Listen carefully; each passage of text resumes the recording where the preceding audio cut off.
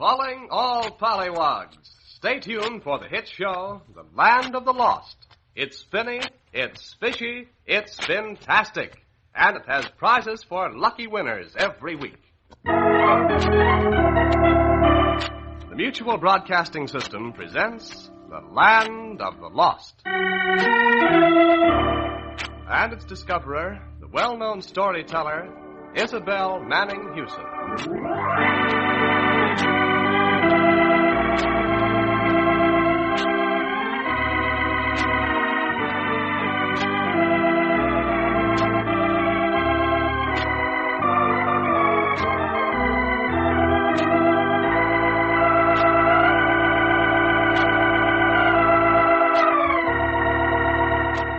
Hold fast to your magic seaweed, everyone, so you can breathe underwater. For today is the day we visit the land of the lost, that enchanted kingdom, far beneath the waves, where all the things that disappear from up on earth come to life and find a new home. Red Lantern, the wise talking fish, is the guiding light to the land of the lost. He knows every waterway in the whole realm, and he used to take my brother Billy and me exploring among the strange folk who live there. One day, he led us into a part of the kingdom we'd never seen before. Get a ripple on, tadpoles. We're going to a party. A party? Oh, boy, what kind? A chair dance, Billy. Chair dance? You mean a square dance, don't you, Red Lantern? Well, a chair dance is naturally a square dance. What else could they do on 4 legs? I don't get you, Red Lantern. This is Rushbottom Row we're coming to, Pollywogs. Huh? Where the lost chairs live. Good gracious, and they're having a dance? Oh, why not? The poor things have been sat on all their lives. Now that they're safe in the land of the lost, they feel entitled to a little fun. My golly, we've seen bottles and umbrellas and shoes walking around down here, but I didn't think a chair could ever There's one of them now. Old Wobble, sitting outside his cottage door. How are you, Wobble? Well, to middling, Red Lantern. A little creaky in the joints, but I can't complain. Well, I never. Hey, sounds like the party's begun already. Sure it has. Up to the Mahogany Mansion. They got the Woodwind Quartet playing for 'em. Well, aren't you going, Mr. Wobble? Not me, miss. Getting too rickety for them kinds of doings, I am. But you'll find plenty of company up there. Boy, is this a wacky place. But it sure is fun, and some of these houses are beautiful. That's Chippendale Villa we're passing now. They're a very elegant family. And the next must be where we're going. Yep, the Mahogany Mansion. Let's barge on in. The door's open. Oh, Billy, look at the chair folk. They are dancing, all kinds of them, even rocking chairs.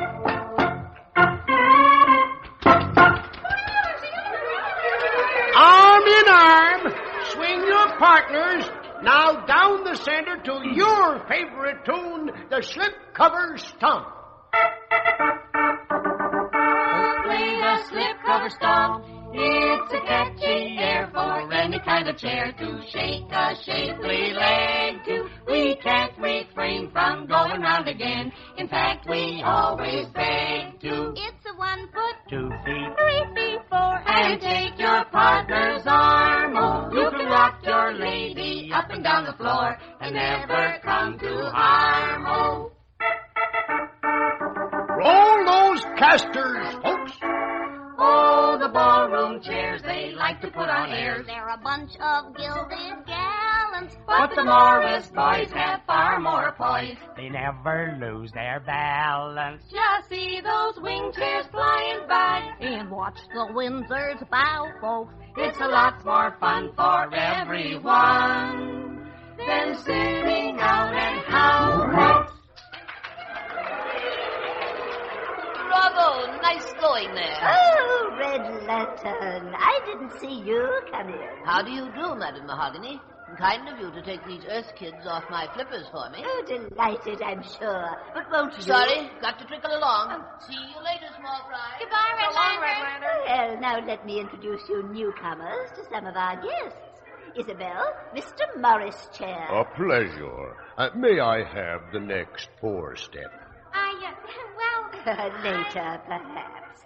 Come, Earth children. I want you to meet my son, Malcolm Mahogany. Is he a tall chap with a straight back? Oh, Malcolm is very well built, like all the Mahoganys. Well, the one I mean is over there by the door. Oh, yes, that's my Malcolm.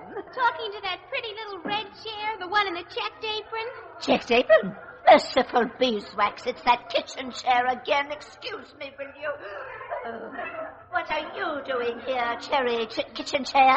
You have no business in this ballroom. Oh, I'm sorry, ma'am. Lady Sophie Sofa asked me to bring her an antimacassar. Then give it to her and get back where you belong. Yes, ma'am. I will not have you clattering around in my... Mother, don't speak so harshly. Cherry never clatters. Indeed. You will please me, Malcolm, by paying less attention to that little nobody and more to your guests. Must I remind you that you are a Mahogany? But, Mother... Why, not once have you danced with dear Harriet Applefy. Sorry, but she's been in a corner with Windsor all evening. No nonsense.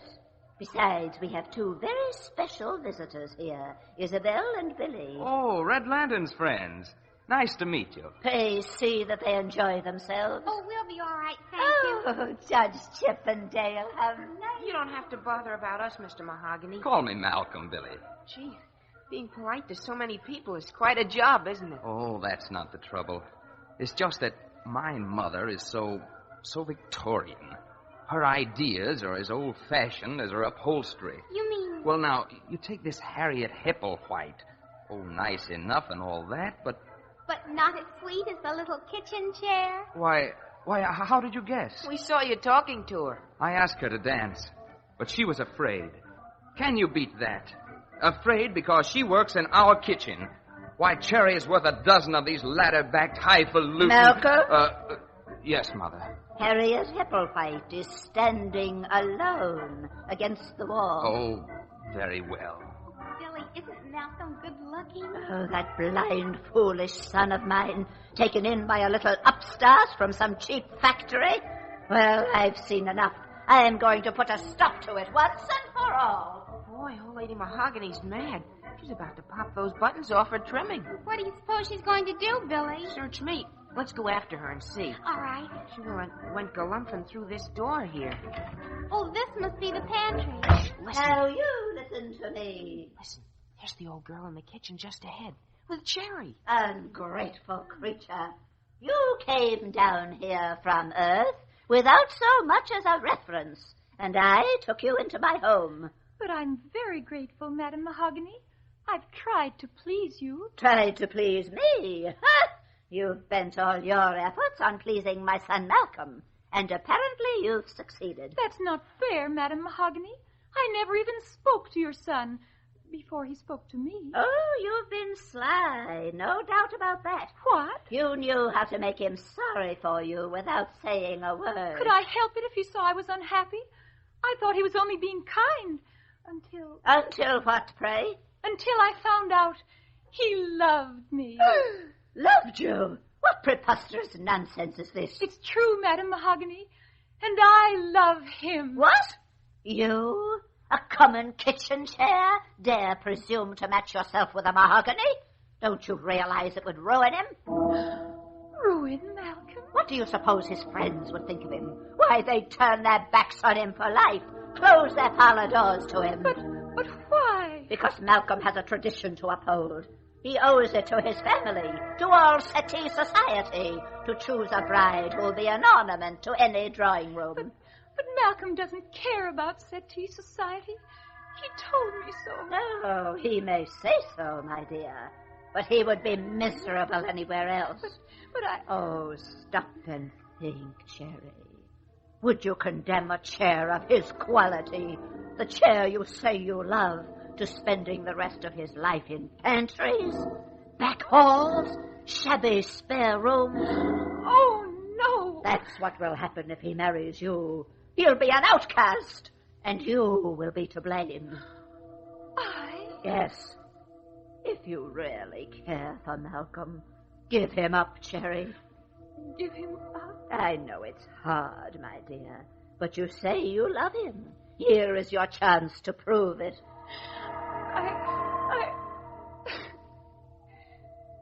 Very well, Madam Mahogany. There's a good girl. I'll give you a week's wages tomorrow. A week's wages? Well, it's hardly wise for you to stay here under the circumstances. Well, I must get back to my guest. Billy, look out. Hide. It's all right. She's going out the other door. Gosh, poor Cherry's crying. And no wonder. Oh, Billy, we've got to speak to her. Cherry. Cherry, dear. Oh. It's just us, Cherry, Isabel and Billy. We heard what Madame Mahogany was saying to you. And we think it's the limit. Just wait till I tell Malcolm what his no, mother said. You mustn't. But, Cherry... I'd rather tell him myself. Please, promise not to say anything. Well, okay. If that's the way you feel about it. You're very kind, both of you. Only, I'd like to be alone for a little while. I understand, Cherry. We'll go. Come on, Billy. All right. Golly, hope nobody's missed us. Oh, they're still dancing. They don't even know we've been gone.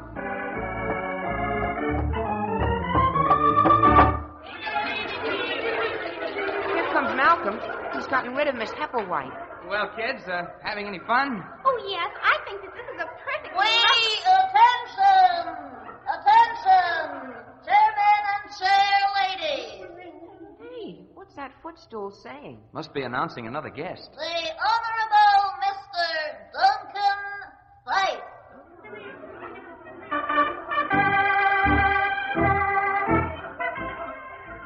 Good evening, Madam Mahogany.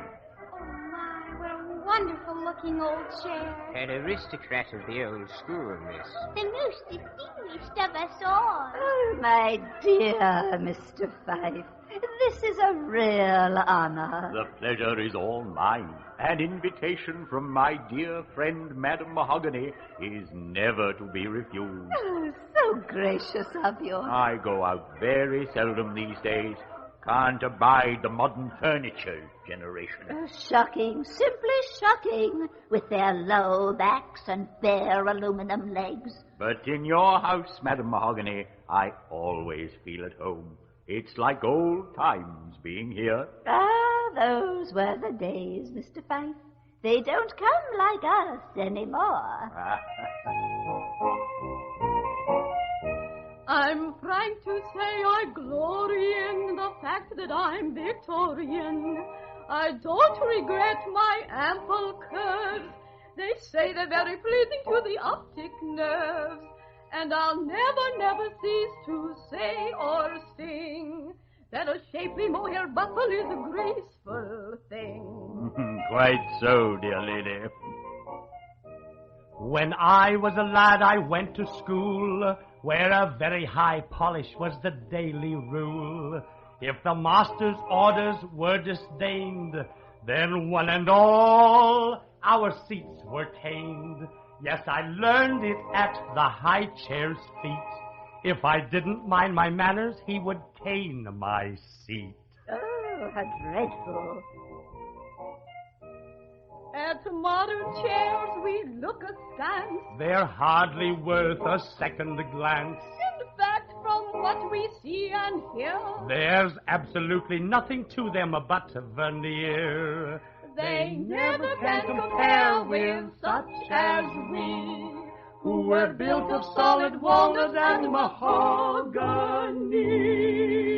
Solid walnut. And mahogany. Oh, yes, times have changed. But excuse me, will you? I must speak to Lady Teakwood. You haven't met our Earth visitors yet, Mr. Fife.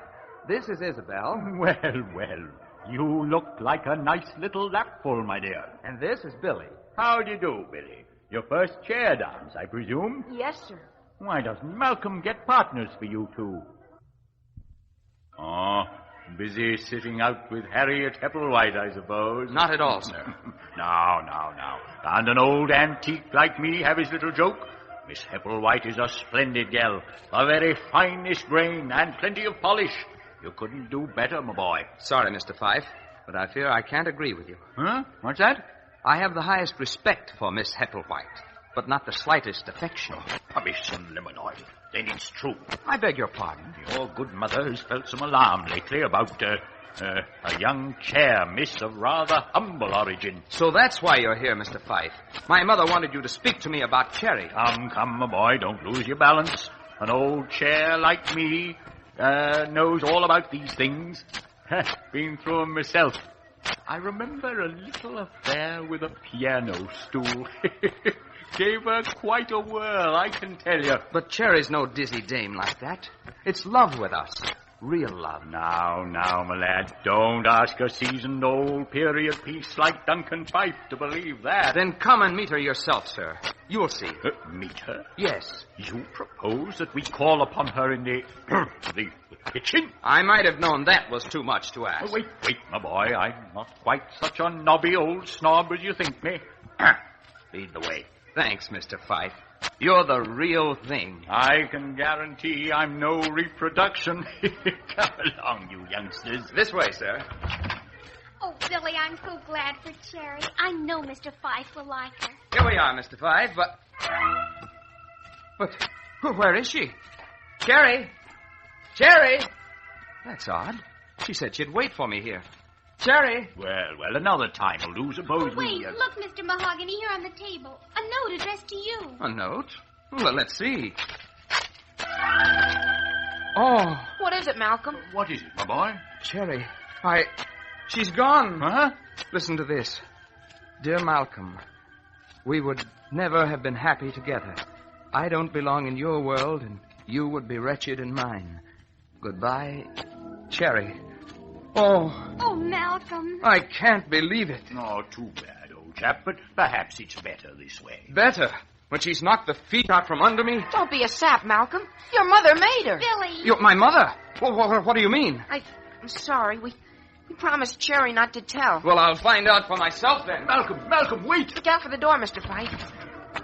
Mother, where are you? Mother! Malcolm, my dear, what is all this frightful commotion? Mother, Cherry has left, disappeared. What do you know about it? Cherry left already? Ah, then you knew she was going. You fired her. Pray calm yourself, Malcolm. We had a very friendly little talk, and I promised her a week's wages. But she didn't wait for them. She's gone, and I'm going after her. Oh, no, Malcolm, come back. I'll never come back. I'm sick of the whole pampered lot of you. Overrated, overpolished, and overstuffed. Stop him, Mr. Fife. No, Madam Mahogany, I'm going with him. What? Don't you realize what you've done? Turning a helpless little chair out into the cruel world. Where can she go? She hasn't any friends. And there are some mighty ugly pieces of furniture standing around the back alleys. Well, we aren't afraid of them. We'll help you hunt for Cherry. And so will I. Nobody is going to call a Morris chair overstuffed and get away with it. What's a scratch or two to a Windsor? Come on, fellows. Let's go.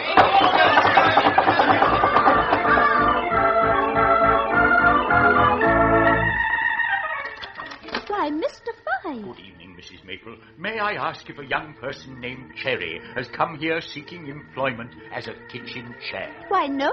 With the servant problem what it is, we Maples haven't had a bird's eye view of a kitchen chair in months.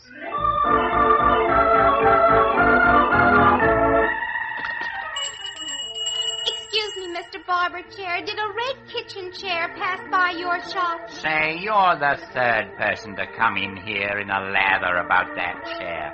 I ain't seen it.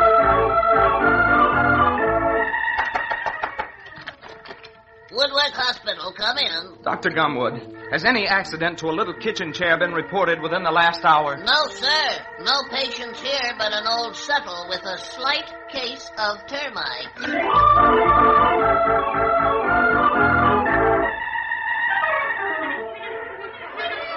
Gosh, we've been all over Rushbottom Row, and no sign of Cherry. Extraordinary, not a trace. We've got to find her. We visited every house. Except the little one over the way, Billy. Old Mr. Wobble's cottage.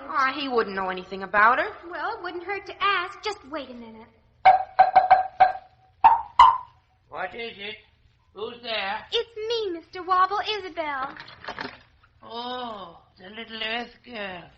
I thought it might be one of that flossy mahogany bunch that's chasing after poor little Cherry. After after Cherry.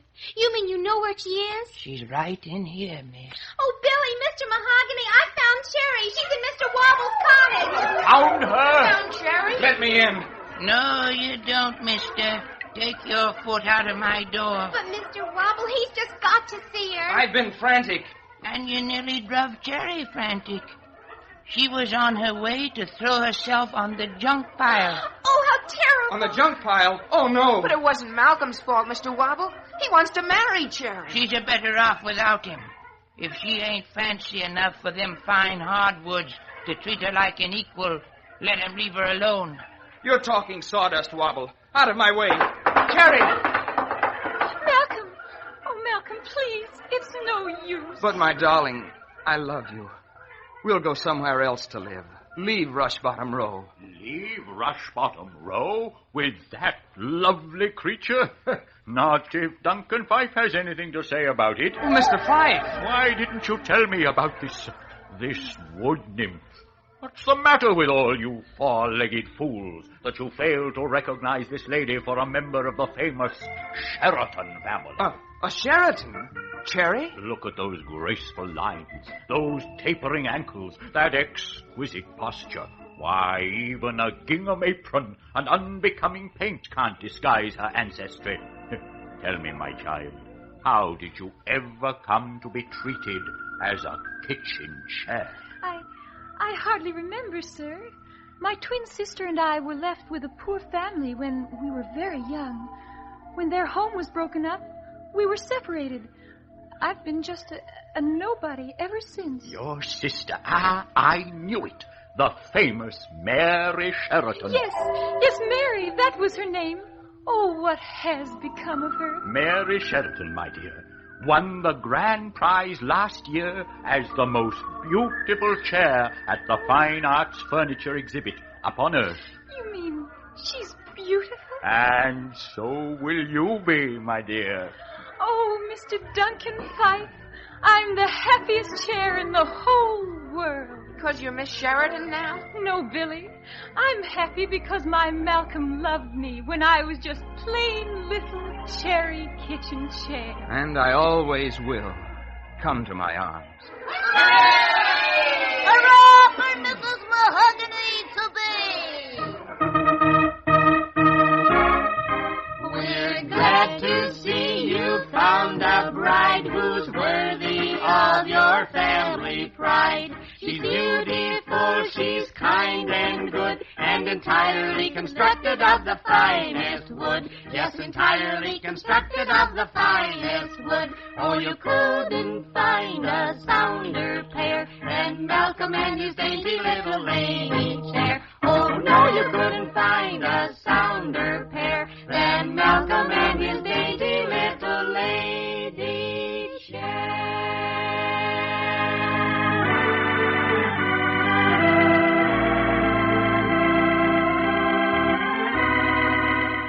It's Lucky 7 time, Pollywogs.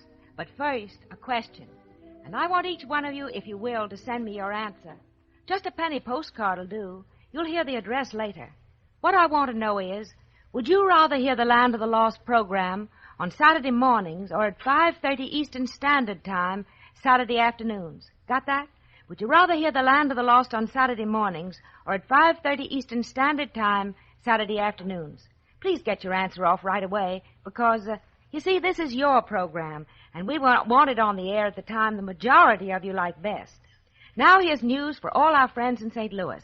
Don't fail to see the wonderful Land of the Lost book window at Scruggs Vandervoort Barney Incorporated. They tell me that the life-size figures of the characters from the book, Red Lantern and the others, are so arresting that there are crowds of people before this book window all day long. But those of you who don't live in St. Louis can get Land of the Lost books and see these characters, too, by ordering books through this program. They make fine Christmas presents. Pollywogs of all ages enjoy them. A Boy Scout who has just received a Land of the Lost book writes, "It's super, and I'm sending Land of the Lost books to all my friends for Christmas gifts." You listeners can do this, too. I'll tell you how to order your books as soon as you've heard the names of the winners who sent in the most interesting letters about treasures they've lost and want returned. First, Helen Demas of Memphis, Tennessee, wins a beautiful wallet of genuine leather. Helen is starting a Land of the Lost Club, and so is Paul Columbia of Lynbrook, New York, who gets a fine knife with a bone handle. Paul writes that the object of his club is helping people and having fun, which we think is a wonderful idea. Second, David Johnson of Osborne, Idaho, wins a gun and holster to replace the one he lost when he was playing cowboy. Nancy Koch of Houston, Texas, and Mary Frances Holroyd of Selma, Alabama, win sterling silver identification bracelets with magic red lantern charms. Third, Jack Haley, Jr. of Beverly Hills, California, lost a treasured game. A new one is on the way to Jack, with best wishes to him and all his Land of the Lost Club members. Fine, healthy turtles are going to Jenny Ives of Trenton, New Jersey, and Leslie Dubitsky of Bayshore, New York. Leslie belongs to a Land of the Lost Nature Club, and its mascot, a turtle named Myrtle McSnurtle, disappeared. Good luck to the club and to their new mascot, Myrtle McSnurtle. Fourth, the winners of carved silver band rings are Beatrice Trotman of Holyoke, Massachusetts, and Eugenia Reed of West Orange, New Jersey. Fifth, Mildred Houck of Perry, Florida, and Johnny DeRem of Trenton, New Jersey, win handsome fountain pens. Sixth, Danny Vivolo of Seattle, Washington, gets a hunting knife. Danny is the leader of a Land of the Lost club called Red Lantern and the Tadpoles. Danny says there are 14 tadpoles in his club. Seventh, to Sanford Weinberg of Brooklyn, New York, goes a sterling silver identification bracelet. New Land of the Lost clubs are springing up all over. Sanford is starting one, and Howard Perlman, winner of a black and gold pen and pencil set, is the leader of a new club in Brooklyn. A fountain pen and pencil also go to Judy Wolfe of Glen Ridge, New Jersey, leader of a Red Lantern club. And now we have the grand prize winner of all, the pollywog who has sent in the most interesting letter of all those received. Bernice Whittaker of Brooklyn, New York, who wins a beautiful engraved locket with a place for 2 pictures. Congratulations, all you winners, and to the rest of you, remember our motto, never say lost. And remember, too, to get your Christmas order in right away for Land of the Lost books. By sending these books for Christmas presents, you are giving a year's pleasure in one gift.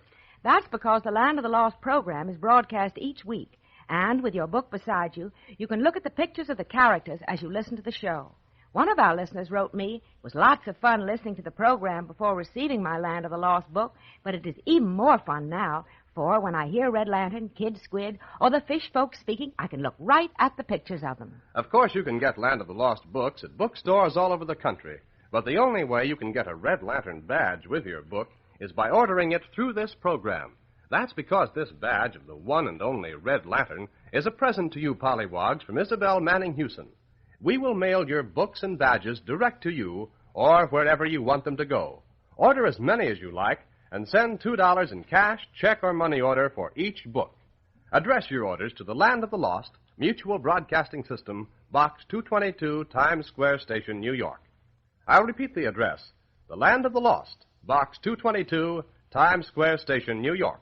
Print your name and address plainly. Do this, too, when you write about treasures you've lost and want returned. For each week at this time, we award prizes to the pollywogs, that means any of you listeners, who send in the most interesting letters telling why you'd like your lost possessions back. And don't forget to tell us at the same time whether you'd rather hear this program on Saturday mornings or at 5:30 Eastern Standard Time, Saturday afternoons. And be sure to join us next week for Creepy Doings, when Isabel and Billy find a new danger lurking in the old cavern of forgotten magic. So listen next week, same time, same station, when Isabel Manning Hewson takes you again to the Land of the Lost.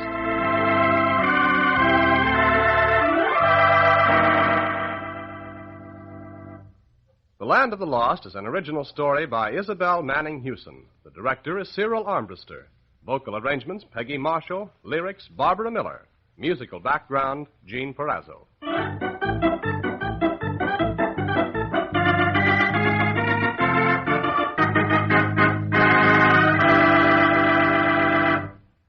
This is the Mutual Broadcasting System.